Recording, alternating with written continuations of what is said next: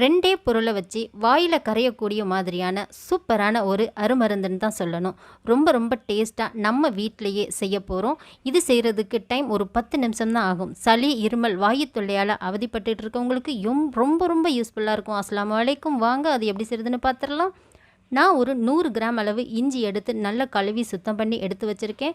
100 gram இஞ்சிக்கு 150 gram அளவுக்கு வெல்லம், நாட்டு வெல்லம் எடுத்திருக்கேன். இஞ்சியை முதல்ல நம்ம இது போல் கட் பண்ணி எடுத்துக்கலாம் சின்ன சின்ன பீஸ்களாக. இப்போ இதை ஒரு மிக்ஸி ஜாருக்கு மாற்றிக்கலாம். இதை இப்போ நம்ம அரைச்சி எடுத்துகிட்டு வந்துடலாம். நல்லா இது போல் கொரகொரப்பாக அரைச்சி எடுத்துக்கலாம். தண்ணி கொஞ்சம் கூட விட வேண்டாம். இப்போ இதுக்கு வெள்ளைப்பாகு ரெடி பண்ணிக்கலாம். இப்போ 150 கிராம் அளவுக்கு நான் வெல்லம் எடுத்திருக்கேன். ஒரு 3 டேபிள் ஸ்பூன் சுகர் எடுத்துக்கலாம். இதுக்கு ஒரு 3/4 கப் அளவு தண்ணி ஊற்றிக்கலாம். இது நல்லா ஜஸ்ட்டு கரைஞ்சி வரணும். கரைஞ்சி வந்ததுக்கப்புறம் நம்ம வடிகட்டணும். அதனால் கரைஞ்சி வந்த உடனே நம்ம ஸ்டவ் ஆஃப் பண்ணிவிட்டு இதை நம்ம வடிகட்டி எடுத்துடலாம். இப்போ நம்ம ஸ்டவ் ஆஃப் பண்ணியாச்சு. இப்போ இதை நம்ம வடிகட்டி எடுத்துக்கலாம். வெல்லம் நம்ம எப்போ யூஸ் பண்ணாலும் இது போல் வடிகட்டுறது ரொம்ப நல்லது. இப்போ நம்ம அகலமான பாத்திரத்துக்கு மாற்றிக்கலாம்.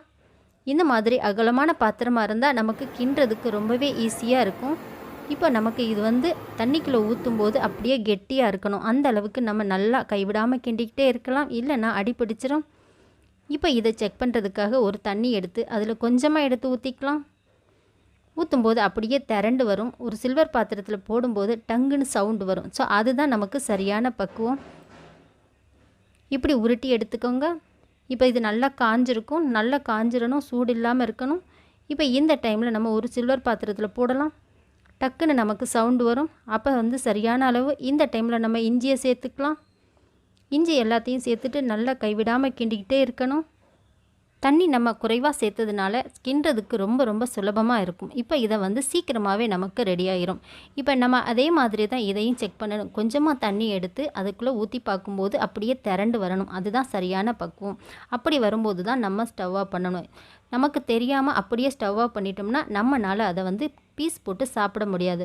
ஸோ மறந்துடாமல் ஸ்டவ் ஆஃப் பண்ணுறதுக்கு முன்னாடி செக் பண்ணி பார்த்துக்கங்க. டங்குன்னு சவுண்டு வரும். அப்போ தான் நீங்கள் ஸ்டவ் ஆஃப் பண்ணிவிட்டு இது மாதிரி ஒரு தட்டில் கொஞ்சமாக நெய் தடவிட்டு ஊற்றிக்கலாம். கொஞ்சமாக அளவாக ஆறினதுக்கு உடனே நம்ம கட் பண்ணிக்கலாம். ரொம்ப ஆறிடுச்சுன்னா நமக்கு கட் பண்ணுறதுக்கு ரொம்ப கஷ்டமாக இருக்கும். இப்போ கொஞ்சமாக ஆறிடுச்சு. ஆறினதும் நான் பீஸ் போட்டு வைக்க போகிறேன். பீஸ் போட்டு வச்சதுக்கு அப்புறமா நம்ம இன்னும் கொஞ்சம் நேரம் கூட நம்ம நல்லா ஆற விட்டுறலாம். ஒரு 1 மணி நேரத்துக்கு அப்புறம் சுத்தமாக நமக்கு ஆறிடும். ஃபேன் காற்றுல வைங்க. ஃப்ரிட்ஜில் வச்சிங்கன்னா சூடு வைக்கும்போது ஃப்ரிட்ஜு வேஸ்ட் ஆயிரும். ஸோ இப்போ பாருங்கள், நான் கத்தியை வச்சு எடுக்கிறேன். ரொம்ப சுலபமாக எப்படி சூப்பராக வருது பாருங்கள். கரெக்டான பக்குவத்தில் செஞ்சதுனால கொஞ்சம் கூட பக்குவம் தவறாமல் வந்திருக்கு. அப்படியே சாஃப்டாக இருக்குது பாருங்கள். உடைச்சி சாப்பிட்றதுக்கு நல்லா இருக்கும். நல்லா இருந்துச்சு. நீங்களும் செய்து பாருங்கள். இது மாதிரி செஞ்சு ஒரு டப்பாவில் நம்ம ஸ்டோர் பண்ணி வச்சுக்கிட்டோம்னா விரும்பிய டைமில் நம்ம எடுத்து சாப்பிட்டுக்கலாம். ரொம்ப நல்லது சளிக்கு எல்லாமே. இது போல் சூப்பரான வீடியோஸோட நெக்ஸ்ட் டைம் மீட் பண்ணுறேன். செய்து பார்த்துட்டு எப்படி இருக்குன்னு கமெண்ட் பண்ணுங்கள். லைக் அண்ட் ஷேர் பண்ணுங்கள். தொடர்ந்து ஃபாலோ பண்ணுங்கள். பாய்.